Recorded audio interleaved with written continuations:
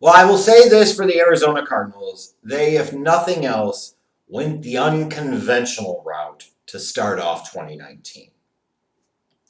Hiring a head coach from the college ranks that had just gotten fired from his college job because you believe in his offensive approach and philosophy in Cliff Kingsbury is one thing. Then to turn around in the draft the year after you traded up from 15 to 10 to take Josh Rosen, you turn around and get the number one overall pick and decide you're ready to move on from Rosen.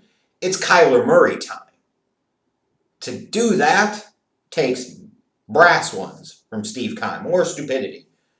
Only time will tell ultimately whether it really works out or pans out or not. And that's the truth. Um, but it was unconventional, to say the very least. Not every day that you'll hire that type of head coach, and not every day that you'll draft a quarterback number one overall. The year after, you took a guy that was supposed to be the face of the franchise in Josh Rosen. It produced some solid early returns in 2019. This was a team, if you remember, did start off 3-1. And as unrealistic or unlikely as it was to think about them as a playoff contender, at least you can look at that start to the season and say you saw some type of flash, you saw something, you saw some type of potential or hope for the future that this organization could be turning it around and heading back in the right direction, especially when you look at Kyler Murray and how he played throughout the year. I mean, he wasn't special, but he was good. He certainly flashed some high level potential, and I thought he progressed throughout the course of the year. Um, the six straight losses after the bye pretty much ended any chances of feeling good about anything. But, you know, heading into 2019, I believe I even talked about the fact it was all about Kyler Murray and his growth and his development and whether or not he showed you he could be that dude. Kyler Murray had to show you enough if you're a Cardinals fan in 2019 that you have reason to potentially believe that he could be that dude. So you have to feel a lot better about this team heading into 2020, a lot more optimistic about this team in 2020. And I know I certainly do, which for Cardinals fans is probably all 50 of you, a double-edged sword. Because on the one hand, I've taken some shots at your team in the past couple of years, and you're probably tired of it, and y'all want me to stop it. But then on the other hand, you realize there's the hovering vortex of the Jeff Jinx just waiting there to sink its greasy, grimy, grubby grips into your football team. And do you really want that? Do you want it? Do ya? Do ya? You're damned if you do and you're damned if you don't, I suppose. But I gotta say, I'm a little optimistic about the Cardinals into this upcoming season, especially when you look at the fact that they brought in some guys that I think certainly will help them on the defensive side of the ball. Jordan Phillips, Devondre Campbell, Drake Kirkpatrick, Devon Kennard. Like they needed some more talent, some more depth on that defense. And I certainly think they were able to do that. And I think Jordan Phillips could certainly uh, do well in the middle of this defense and provide them something that they were severely lacking in 2019. But obviously, the big piece of offseason news for the Cardinals was the trade for DeAndre Hopkins. To be able to sit there and offload David Johnson and his contract and only have to give up a second round pick to get a DeAndre Hopkins is just lunacy to me, in a good way for the Cardinals and Bob on the other side.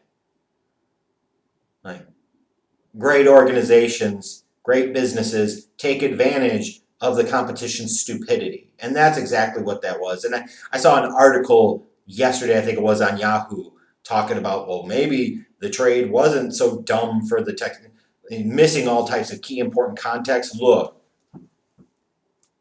when the Vikings turn right around and give away Stephon Diggs and get a first round pick in return, where DeAndre Hopkins is definitely better and quite a bit, like that's clown show shit. But for the clown show shit of the Texans, you have the gain of the Houston or the Arizona Cardinals, and you got to look at this and you say, man, you've got a young quarterback that you want to develop and you want to make sure can be the guy for the next 10 to 15 years.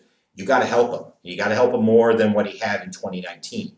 And while you still certainly have Larry Fitzgerald in the fold, yes, absolutely. You have that leader, you have that calming presence there. And you bring in a guy like DeAndre Hopkins, like that's some serious stuff. Like that's a big time move. That's a big time deal. And they deserve all the praise they could possibly get for it. Because if Kyler Murray doesn't work out, it certainly isn't because you didn't give him any help. You know what I mean? And then when you go into the draft, here's a team that may potentially have their young quarterback of the future. They're picking in the top 10. They gamble on the athletic upside of Isaiah Simmons. I can't wait to see how the Cardinals determine they're going to best utilize him in this defense. You've seen some comparisons about him and, comparing him to different guys. The guy I always think of when I think of Isaiah Simmons is, and maybe his name's not the best to bring up at the moment, but Brian Urlacher. Like, this was a guy that played all over the place at New Mexico, didn't really have a defined position. Was he a safety? Was he a linebacker? Was he an outside linebacker, an inside linebacker?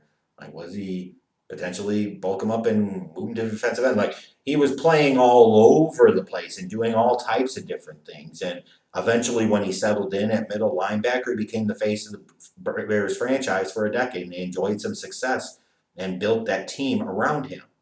So swinging for the fences here on Isaiah Simmons makes a world of sense. Drafting Josh Jones in round 3 after using the second round pick to acquire DeAndre Hopkins. You're going to probably have Josh Jones starting on the right side of that offensive line. Hopefully he can provide better protection for Kyler Murray than what he got in 2019. Fotu and Lawrence should hopefully provide some depth and some talent on that defensive front that needs it. I think there's quite a bit of reason for optimism with this Cardinals team. I really do. You got the continued development in year 2 for Kyler Murray. He's not a young quarterback having to change offensive systems. You've got continuity there. He showed growth and progression throughout the course of the year. He flashed some of that potential that leads you to believe that this could be a top 10 to 12 quarterback in the league. Now you look at his receiving core.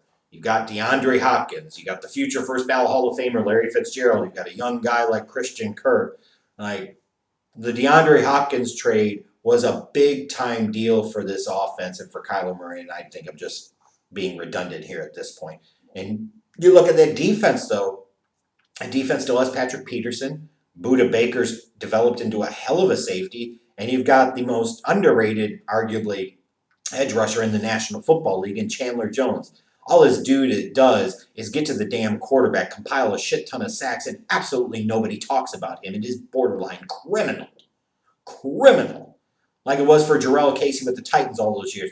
But Chandler Jones is a vastly more impactful and better player. And I don't mean that to disrespect Casey because he was a stud. Chandler Jones is just a beast. So you got that beast on the edge. You've got Budda. You've still got Patrick Peterson. Like, you have a nice core building block on that defense. And if Isaiah Simmons can develop into something that his athletic potential suggests that he could at the NFL level, watch out for this Cardinals defense in the future. And even when I look at the potential running game, you traded away David Johnson, but you still got Kenyon Drake, who when they brought him in from the Dolphins in midseason, certainly flashed and ran the ball well. Chase Edmonds ran the ball well in spots as well. I have some confidence that this team will be able to run the ball effectively with Kyler especially being a part of that fold. Could you be looking at a team that could incorporate some elements of what the Ravens did with Lamar Jackson last year? Certainly a possibility. Reasons for concern for this team, like, you got to look at that division and you say, the Rams were in the Super Bowl in the 2018 season. The 49ers made it last year. The Seahawks are consistently in the mix. Like, it's a slaughterhouse of competition in that division. To me, perhaps unquestionably, the best division in football in 2020. And somebody's got to finish last. And them having to sit there and try to improve and move up the rankings while trying to overcome potentially 1, 2, or 3 of those teams to get into playoff position is a big ask. It certainly is, especially with a young quarterback and still some holes on this roster. Will their pass defense make enough of an improvement? Like, you got Chandler Jones there, so you can get some pressure on the quarterback, but their secondary can be had and be vulnerable from time to time. They've got to be better there. And how's that offensive line going to hold up in front of Kyler Murray? Like, you don't want to be in a situation where you're getting your young quarterback hit 7, 8, 9 times a game. That's not good, and that's not helpful for anyone. Kyler needs more protection.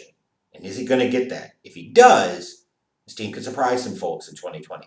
And I don't know what kind of the national buzz is for the Cardinals right now. Maybe a lot of people are high on them, like I am high on them.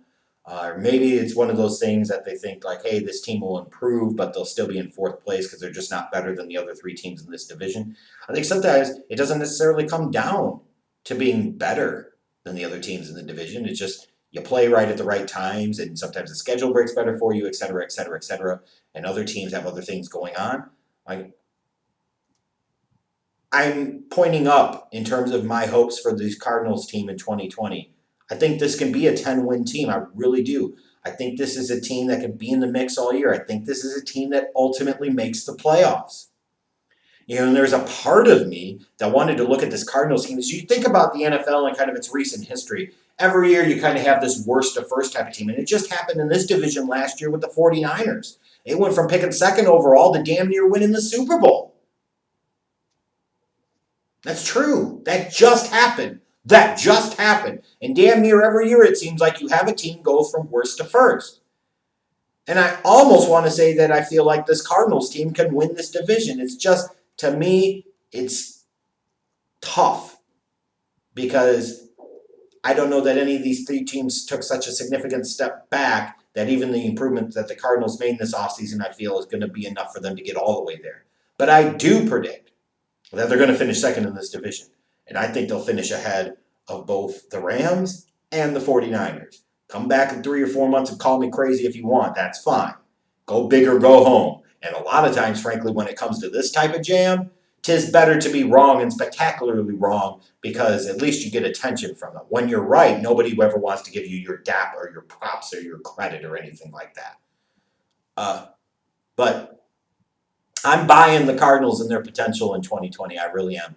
I think double-digit wins, playoffs is certainly in the cards for them.